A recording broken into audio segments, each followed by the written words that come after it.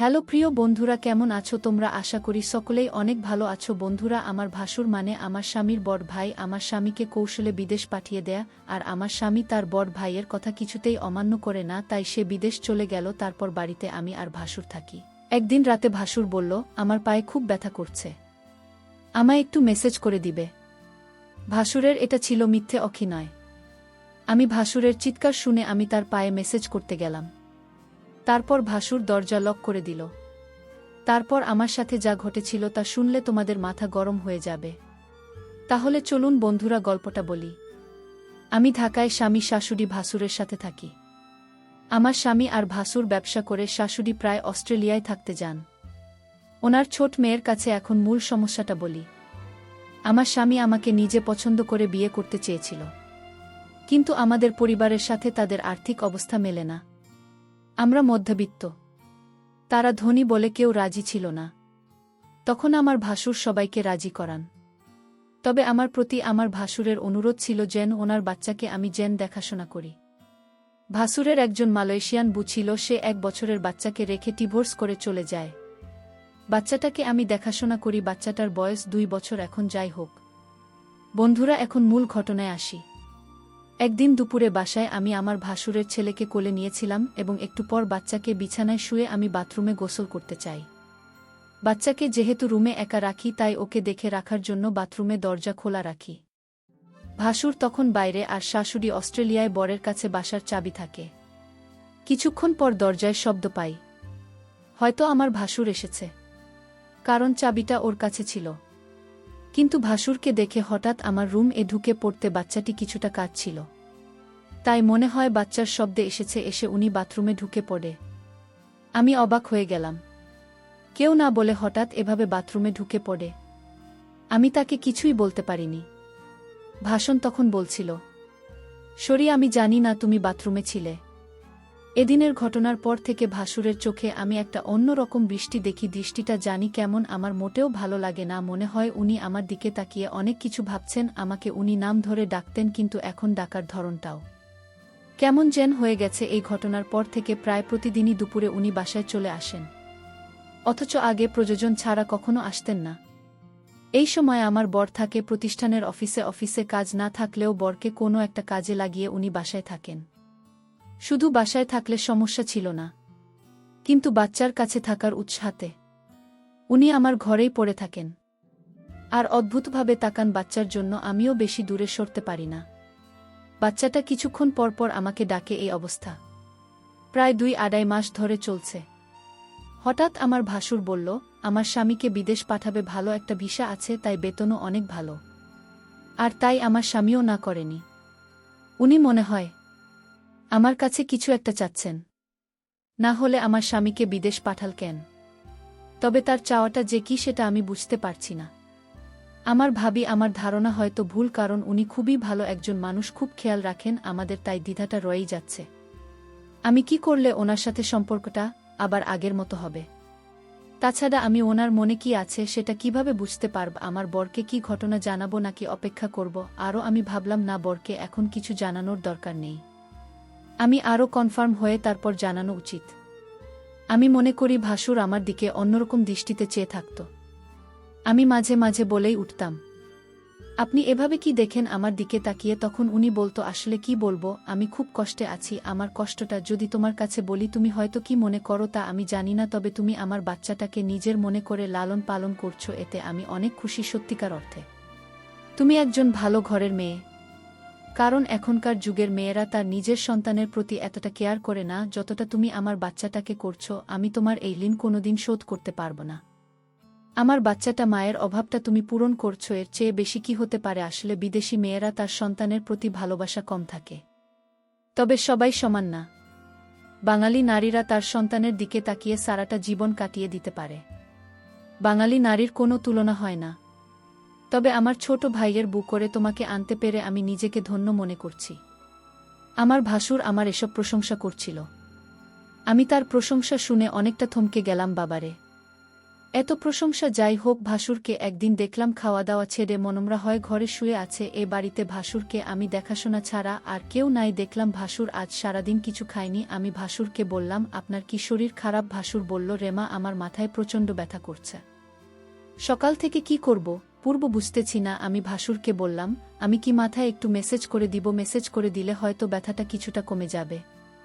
ভাসুরের মেসেজের কথা শুনে অনেকটা খুশি হলো। সে চেয়েছিল তার মাথায় মেসেজ করে দিই। আমি ভাসুরের মাথায় মেসেজ করছিলাম, এমন সময় সে বলল, দেখো, তুমি মেসেজ শুরু করতেই আমার ব্যথাটা অনেকটা কমে গেছে। তোমার হাতে কি জাদু আছে নাকি? আমি তার কথা শুনি কিছুটা অবাক হলাম। আমি বললাম, মেসেজ করে দিলে এমনই ব্যথা কমে যায়? এখানে হাতের জাদু বলতে কিছু নেই। মেসেজ করলে ব্যথা কমে যাবে, এটাই স্বাভাবিক।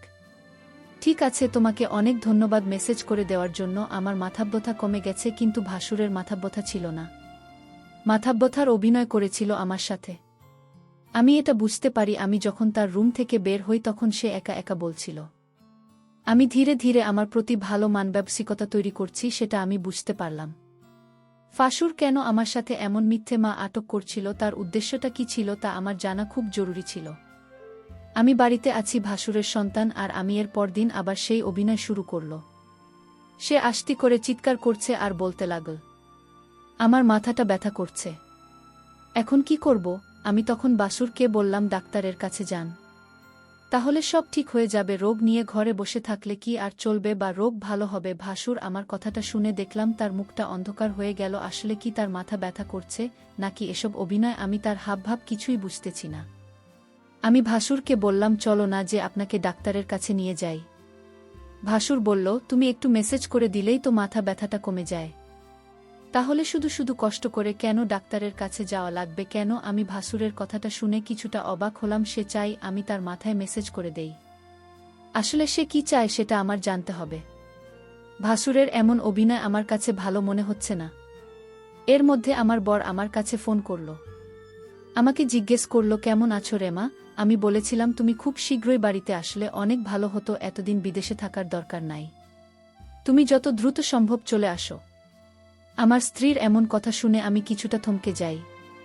আমার স্ত্রী তো কোনোদিন এমন কথা বলেনি। আজ সে এমনভাবে বলছে আমি যেন আজই দেশে চলে আসি। আমি রেমাকে জিজ্ঞেস করলাম, তোমার কোনো অসুবিধে হচ্ছে? সালমা বলল, না, তেমন কোনো সমস্যা হচ্ছে না। বড় ভাইজান তোমার খোঁজখবর রাখে তো? আমি বললাম, ভালোই খোঁজখবর রাখে। ঠিক আছে, এখন রাখি, পরে কথা হবে। ভাসুর আড়ালে থেকে আমার সমস্ত কথাগুলো শুনছিল। কথা শেষ হতেই ভাসুর চলে গেল তার রুমে। রাত হলো, ভাসুর আমায় ডাকছে, বলছে, সালমা, আজ আমার পায়ে অনেক ব্যথা করছে। বুঝলাম না আমার কি হয়েছে। রোগ বেড়ে চলেছে। তুমি কিছু মনে না করলে আমার পা একটু মেসেজ করে দাও। সে ব্যথায় চিৎকার করছে আর বলছে আমার পায়ে অনেক ব্যথা করছে। আমি ভাসুরের চিৎকার শুনে তার পায়ে মেসেজ করতে শুরু করলাম। ভাসুর তখন ঘুমিয়ে পড়ল। ভাসুর ঘুমিয়ে রইল আর আমি তার পায়ে মালিশ করে দিচ্ছিলাম। কিন্তু ওইদিকে বাচ্চাটা কাঁদছিল। আমি ভাসুরকে বললাম, আপনি ঘুমিয়ে পড়েছেন? বাচ্চাটা কাঁদছে, আমি চলে যাই। তখন ভাসুর বলল, ঠিক আছে, বাচ্চাটাকে ঘুম পাড়িয়ে আবার এসো। ভাসুর আমার সাথে এমন করছে মনে হচ্ছে আমি এ বাড়ির চাকরানী, সারাক্ষণ তার সেবা যত্ন আমার করতে হয়। আমি তো এই পরিবারের সমস্ত কাজ করতে করতে আমি অনেক ক্লান্ত। কিন্তু আমার কষ্টকে আর কে বুঝে? পরের দিন আমি বলেছিলাম ভাসুরকে, আপনার মাথায় ব্যথা, পায়ে ব্যথা, আজ শুনুন, আপনার চিকিৎসা করাব। আজ আমি আপনাকে ডাক্তারের কাছে নিয়ে যাব। আপনি না যেতে চাইলে আপনাকে জোর করে নিয়ে যাব। ভাসুর মনে হচ্ছে গলা শুকিয়ে গেল, কারণ ডাক্তারের কাছে গেলে হয়তো সত্যতা পাশ হয়ে যাবে, তার কোনো রোগ ধরা পড়বে না। তখন হয়তো আমার চোখে সে দোষী হয়ে যাবে। এটা ভেবেই ভাসুর ডাক্তারের কাছে যেতে চাইত না। আমি সেটা ভালো করেই বুঝতে পারতাম। আর তাই ভাসুরকে আজ আমি বললাম, আপনি যদি আজ ডাক্তারের কাছে না যান তাহলে আপনি এই বাড়িতে একা একা থাকতে হবে। আমি চলে যাব এই বাড়ি থেকে। আমার স্বামী ফিরে আসলে আবার এ বাড়িতে ফিরব। তার আগে না। ভাসুর আমার কথা শুনে থমকে গেল। তাহলে সালমা আমার মনের কথা কি বুঝে গেল নাকি? আমি বললাম, ঠিক আছে সালমা, চল, আজ আমি ডাক্তারের কাছে যাব। তুমি যখন চাইছ, আমি কি আর না করতে পারি? যাই হোক, ডাক্তারের কাছে গেলাম। ডাক্তার তার সমস্ত শরীর পরীক্ষা করল। পরীক্ষার রিপোর্টের জন্য অপেক্ষা করতে লাগলাম। ভাসুরাজ অবশ্যই আমার কাছে ধরা পড়বে। ভাসুরের মুখখান দেখলাম শুকিয়ে গেছে। প্রায় 4 ঘন্টা পর রিপোর্ট আসলো। ডাক্তার রিপোর্ট দেখে বলল, আপনার কোনো সমস্যা নেই, আপনি তো ভালো আছেন। আপনার সমস্ত রিপোর্ট ভালো। ডাক্তারের কথা শুনে ভাসুর অনেকটু লজ্জিত হল। আমি ভাসুরকে নিয়ে বাড়িতে ফিরলাম। আমি ভাসুরকে জিজ্ঞেস করলাম, আপনার কোনো রোগ নেই, আপনি রোগের ভান করে কেন আমাকে কষ্ট দিলেন? আপনার উদ্দেশ্যটা কি বলবেন?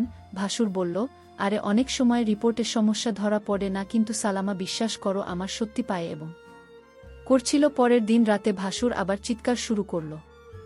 বলতে লাগল, ব্যথায় মরে গেলাম রে বাবা, আমার খুব পায়ে ব্যথা করছে। শুনোস সালমা, তুমি আমার পায়ে একটু মেসেজ করে দাও। আমি তার চিৎকার শুনে কি আর করব, মেসেজ করতে গেলাম, তার পায়ে মেসেজ করে দিলাম। ভাসুর তখন ঘুমের ভান করে শুয়েছিল। সালমা তার পায়ে মেসেজ করে দিচ্ছিল। ভাসুর বলল, ঠিক আছে, আমার ব্যথা একদম নিরাময় হয়ে গেছে, এখন তুমি যাও, ঘরে গিয়ে ঘুমিয়ে পড়ো। কিন্তু সালমা দেখি আমার কথা কিছুই শুনেছে না। সে আমায় পায়ে ধরেই ঘুমিয়ে গেছে। মনে হচ্ছে সে অনেক ক্লান্ত হয়ে গেছে। আমি বিছানা থেকে উঠে বললাম, তুমি এখানে কিভাবে এলে আর আমার রুম এ কেন? এখানে তুমি কি করছো? ভাসুরের এসব কথা শুনে আমার মনে হলো, বা আপনি তো ভালোই বলছেন। ভাসুর বলল, যাও তোমার রুম এ গিয়ে ঘুমাও। ভাসুরের আজকে বিশ্বাসটা আমি কিছুই বুঝতে পারছিলাম না। রাত শেষে সকাল যখন এলো, একজন লোক ডাকতে লাগল, সালমা ম্যাডাম বাড়িতে আছেন? আমি বললাম, আমি সালমা, বলুন কি বলবেন। লোকটি আমার হাতে একটি কাগজ দিয়ে বলল, এটা আপনার স্বামী বাহির থেকে পাঠিয়েছে। আমি খামটা খুলে যা দেখলাম তা দেখে আমার মনে হচ্ছিল আকাশের পুঁজি আমার মাথায় ভেঙে পড়ল। এটা ছিল ডিভোর্স লেটার। আমার স্বামী আমাকে বিদেশ থেকে ডিভোর্স দিয়ে দিয়েছে। আমার তো কোনো অপরাধ ছিল না, তাহলে কেন সে আমাকে ডিভোর্স দিল? আমি তো কিছুই বুঝতেছি না। আমি অনেকটা ভেঙে পড়তে লাগলাম। আমার মাথায় কোনো কাজ করছিল না। আমি এটা মেনে নিতে পারছি না, কোনো কারণ ছাড়ে আমাকে ডিভোর্স দিল আমার স্বামী, এটা আমি কিভাবে মেনে নেব? কিন্তু হঠাৎ আমার ইমোতে আমার স্বামী একটা ভিডিও সেন্ড করে পাঠালো। ভিডিওটা দেখে আমার মাথা ঘুরে গেল। ভিডিওটা তো আমি যখন ভাসুরের পায়ে ব্যথা ছিল তখন মেসেজ করছিলাম সেই ভিডিও। আমি ভিডিওটা দেখে চমকে গেলাম। আমি ভাসুরের উপকার করলাম, আর ভাসুর কি নাম স্বামীকে ভুল ধারণা দিল, কেন সে এটা করল? আমি ভাসুরের রুম এ গিয়ে ভাসুরকে বললাম, আপনি কি মানুষ না অন্য কিছু? আপনি কিসের জন্য আমার সংসারটা ভেঙে দিলেন একটা মিথ্যা নাটক করে? আমার মন তো সহজ সরল ছিল, আমি কিছুটা বুঝতে পারছিলাম, কিন্তু আমি তা আপনাকে বলিনি, কারণ আমি আপনাকে সম্মান করি, আর তাই আপনি এই সম্মানের এই প্রতিদান দিলেন। ভাসুর তখন দরজা লক করে দিল। আমি বললাম, দরজা লক করলেন কেন? সে বলল, একটু পরেই সবকিছু বুঝতে পারবে। ভাসুর তখন আমার পায়ে এসে পড়ল আর বলল, তুমি আমায় ক্ষমা করে দাও। আমি যা করেছি আমার সন্তানের জন্য করেছি। আমি চেয়েছি তুমি আমার সন্তানের মা হয়ে জন্ম দাও। আমার সন্তানকে তুমি যেভাবে লালন পালন করছো এতে আমি অনেক খুশি। আমি চাই তুমি আমার হয়ে সারা জীবন থাকো, আর তাই তো আমি এটা করেছি। নিজের সন্তানের জন্যে সকল বাবা মার সবকিছু করতে পারে। আমাকে তুমি ক্ষমা করে দিও। তারপর আমার কিছু করার ছিল না। আমি ভাসুরের সন্তানের দিকে তাকিয়ে তার কথা মেনে নিলাম। কিন্তু ওই দিকে আমার স্বামী একটা বিদেশি মেয়েকে বিয়ে করে বাড়িতে নিয়ে আসলো। তো বন্ধুরা, আজকের গল্পটি কেমন লাগল তা অবশ্যই কমেন্ট করে জানাবেন। আর যারা গল্পটি শুনে এখনও চ্যানেলটি সাবস্ক্রাইব করেননি তারা প্লিজ তাড়াতাড়ি চ্যানেলটিকে সাবস্ক্রাইব করে ভিডিওটিতে লাইক করুন। ধন্যবাদ।